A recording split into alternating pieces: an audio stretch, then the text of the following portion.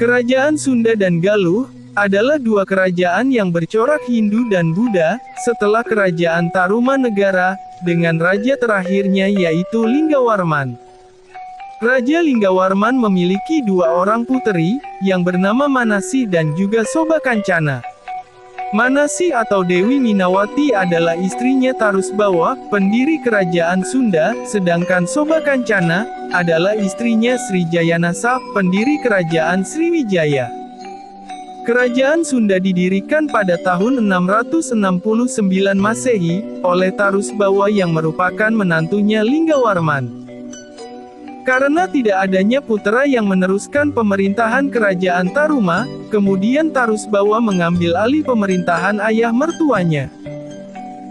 Setelah Tarusbawa naik tahta, kemudian ia memindahkan pusat pemerintahan Taruma dari Sundapura ke Pakuan.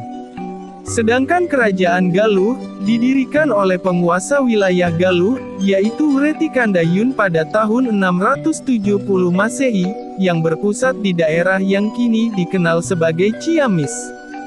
Perpecahan bermula, karena ketidakpuasannya Wretikandayun terhadap pimpinan Tarusbawa, yang kurang memperhatikan wilayah Galuh, setahun setelah Tarusbawa mengambil alih pemerintahannya Linggawarman. Kemudian Wretikandayun mengambil keputusan untuk mendirikan kerajaan baru, dengan batas Sungai Citarum yang menjadi batas wilayah kedua kerajaan ini. Setelah itu, pada tahun 723 Masehi kedua kerajaan ini disatukan kembali oleh Sanjaya, yang merupakan cicit dari pendiri kerajaan Galuh, yaitu Wretikandayun. Ia juga merupakan cicit dari Prabu Kartikeya Singha dan Maharani Sima, pemimpin kerajaan Kalingga. Sanjaya menikahi cucu Tarusbawa yang bernama Teja Kencana, kemudian ia menjadi raja dan mengambil alih pemerintahan kakek mertuanya, dan kemudian menyatukan kerajaan Sunda dan kerajaan Galuh di bawah pemerintahannya. Setelah beberapa tahun Sanjaya menjadi raja di wilayah Sunda dan Galuh, kemudian ia turun tahta, dan menyerahkan pemerintahannya kepada puteranya, yang bernama Tamperan Barmawijaya, pada tahun 732 Masehi. Tamperan Barmawijaya memiliki dua orang istri, yang bernama Dewi Pangreyep, dan Dewi Naganingrum. Dewi Pangreyep melahirkan putera yang bernama Rakeyan Banga, yang kemudian puteranya menjadi pemimpin kerajaan Sunda. Sedangkan Dewi Naganingrum, dulunya adalah istrinya Adimulya Permana Dikusuma, yang dinikahi dan dijadikan selir oleh Tamperan Barmawijaya, setelah ketiadaannya Permana Dikusuma yaitu Raja Galuh sebelum Tamperan Barmawijaya. Dewi Naganingrum melahirkan putera yang bernama Maranah, yang kemudian menjadi pemimpin kerajaan Galuh. Meski telah terbagi menjadi dua pemerintahan, namun Rakeyan Banga dan Maranah tetap menjaga hubungan erat mereka sebagai saudara.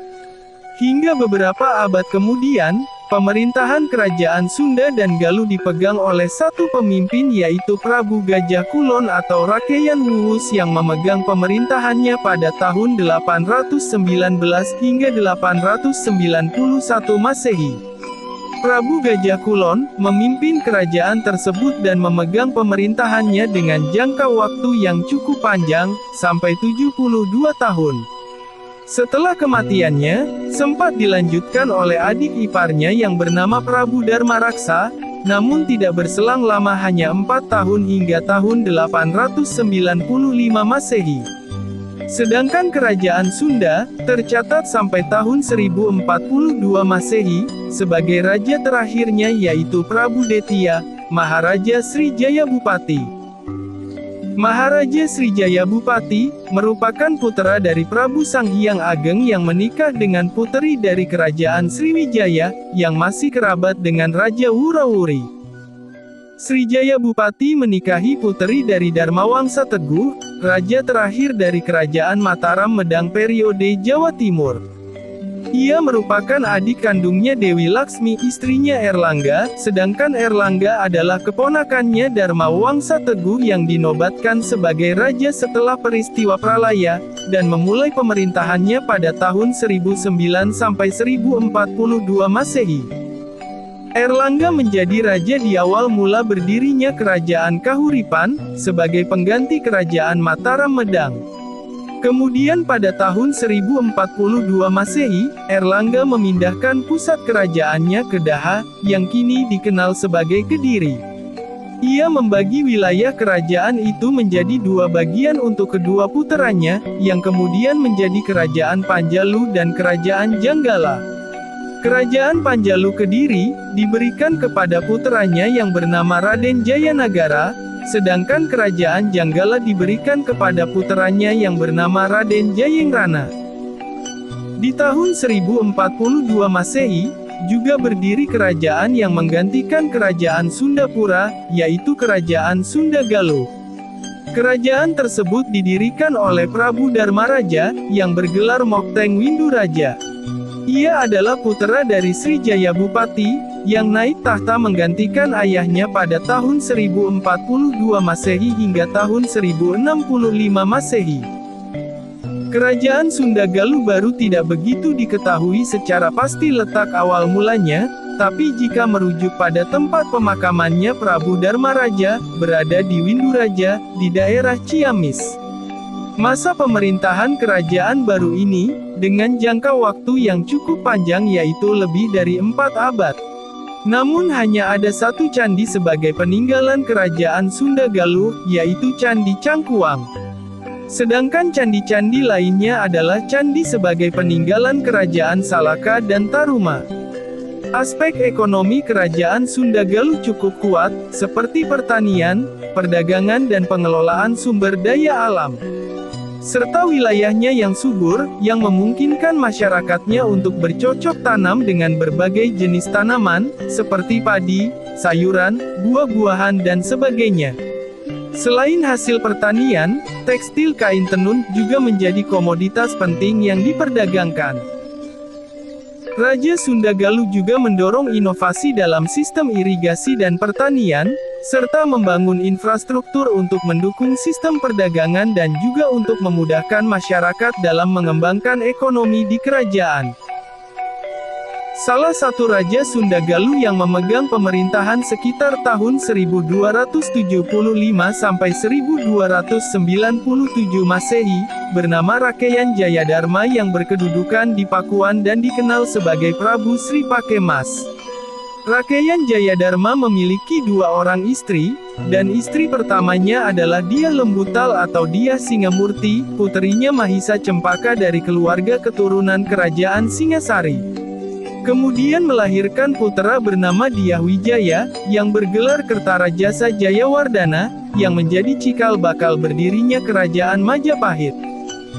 Kemudian pada tahun 1482 Masehi, Kerajaan Sunda Galuh bertambah luas wilayahnya dengan menggabungkan wilayah Sunda dan Galuh di bawah pemerintahan Ratu Jayadewata, yang bergelar Sri Baduga Maharaja.